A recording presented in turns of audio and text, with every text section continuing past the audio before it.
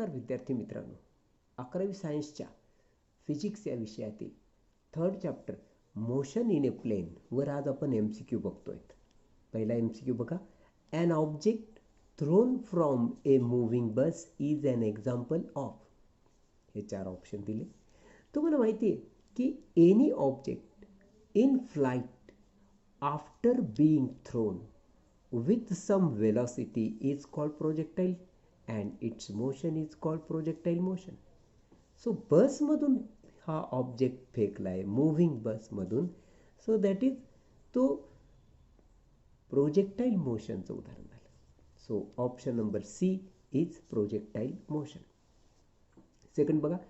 For a particle having a uniform circular motion which of the following is constant. की definition of uniform circular motion असं सांगते की circular motion is uniform if particle goes around with uniform speed. त्या circular मोशनला आपण uniform circular motion कधी म्हणतो, जेव्हा त्या पार्टिकलला युनिफॉर्म स्पीड असेल. So option A speed. Third बघा. The bob of a conical pendulum undergoes dash dash dash. 4 option दिलेत. हे बघ, हा कोनिकल बॉब आणि हा त्याचा हॉरिझॉन्टल सर्कल मध्ये तो बॉब फिरतोय. हा बॉब आहे कोनिकल पेंडुलमचा. हा हॉरिझॉन्टल सर्कल मध्ये फिरतोय बॉब आणि मोशन युनिफॉर्म आहे. So uniform motion in a horizontal circle is the answer, that is option number B. For uniform acceleration in rectilinear motion which of the following is not correct. तुम्हाला correct काय नाही ते विचारलं. या 4 option मधून विचारलेलं आहे. तर आपण पहिल्यांदा त्याचा ग्राफ बघूया. So T along x axis that is time and V along y axis that is velocity. So जेव्हा टाइम T1 तेव्हा वेलोसिटी V1, जेव्हा टाइम T2 तेव्हा वेलोसिटी V2. असा हा टाइम आणि वेलॉसिटी किंवा वेलॉसिटी आणि टाइमचा ग्राफ आपण दाखवतो. यामध्ये तुमच्या लक्षात येतं की हे एक युनिफॉर्म ॲक्सेलरेशन दाखवलेलं आहे याच्यामध्ये. आणि पहिलं जर तुम्ही बघितलं तर this graph shows velocity time graph is a linear. हे लिनियर आहे, एका सरळ रेषेत आहे, दॅट इज लिनियर आहे. So option number A correct आहे. म्हणजे तो गेला. आपल्याला करेक्ट नाही ते बघायचं आहे. सो स्लोप कसा काढतात माहिती आहे का, तर V2 minus V1 upon T2 minus T1 हा ग्राफ असतो अँड दॅट इज ॲक्सेलरेशन आहे. म्हणजे ऑप्शन नंबर बी सुद्धा करेक्ट आहे. तुम्हाला करेक्ट काय नाही ते शोधायचं आहे. म्हणजे ए आणि बी ऑप्शन करेक्ट आहेत, म्हणजे त्यांचा विषय संपला. So from velocity time graph we can say that velocity into time is displacement. याचा अर्थ under this curve gives displacement. Velocity into time is displacement. याचा अर्थ वेलॉसिटी टाइम ग्राफ मध्ये जो कर्व आलेला आहे त्याच्या अंडर आहे ते डिस्प्लेसमेंट आहे. याचा अर्थ ऑप्शन नंबर सी करेक्ट आहे. मग एकच उरला डी, जो की इनकरेक्ट आहे. म्हणजे velocity time graph is non linear. Velocity time graph हा लिनियर आहे, आपण वरच पाहिलं, हा सरळ रेषेत आहे. आणि डी ऑप्शनमध्ये म्हणतोय तो velocity time graph is non linear. Therefore option D हे आपल्याला निवडायला पाहिजे, कारण ते इनकरेक्ट आहे.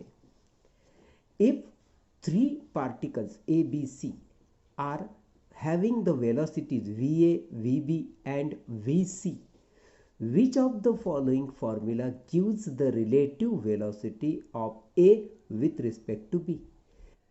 So if we consider velocity of A and velocity of B, तर आपल्याला ते रिलेशन असं लिहावं लागतं VA मायनस VB हा त्यांच्यातला डिफरन्स असतो. So this is the option number C. So option number C is correct. 6वं बघ. An object of mass 50 gram moves uniformly along a circular orbit with an angular speed of 5 radians per second if the linear speed of the particle is 25 meter per second. What is the radius of the circle. तुला option हे दिलेत 5 metre, 10 metre, 75 metre आणि no one of the above. तर एक गोष्ट लक्षात ठेव, तुला ओमेगा दिलेला आहे 5 रेडियन्स पर सेकंद, हे अँग्युलर स्पीड. तुला व्हेलॉसिटी म्हणजे लिनियर स्पीड दिलेला आहे 25 metre per second. Linear speed of the particle is 25 metre per second, that is V.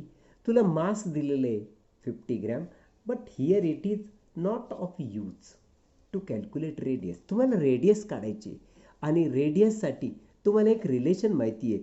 Linear velocity आणि अँग्युलर वेलॉसिटीमध्ये एक रिलेशन आहे, V is equal to R into omega. इथं M कुठंच लागत नाही, त्यामुळं मासचा आपण विचार करणार नाही. So from this R is equal to V upon omega असं तू लिहिशील. व्ही 25, ओमेगा 5, डिवाइड केलं 5 मीटर येतं. So answer is A option, that is 5 metre. 7वा प्रश्न बघ. An object is traveling in a horizontal circle with uniform speed at t is equal to 0. Is the velocity given by u is equal to 3i plus 4j? What is its magnitude? तर आपल्याला या u ही velocity जी दिली आहे त्याचं magnitude काढायचं आहे. मग हे जे ऑप्शन आहेत यापैकी आपण काय निवडणार, तर magnitude of velocity you is given by root of coefficient of I square plus coefficient of जे स्क्वेअर. इथं के दिला नाही त्यामुळे कोइफिशियंट ऑफ के स्क्वेअर पण घेतला नाही. मग coefficient of I is 3, coefficient of J is 4.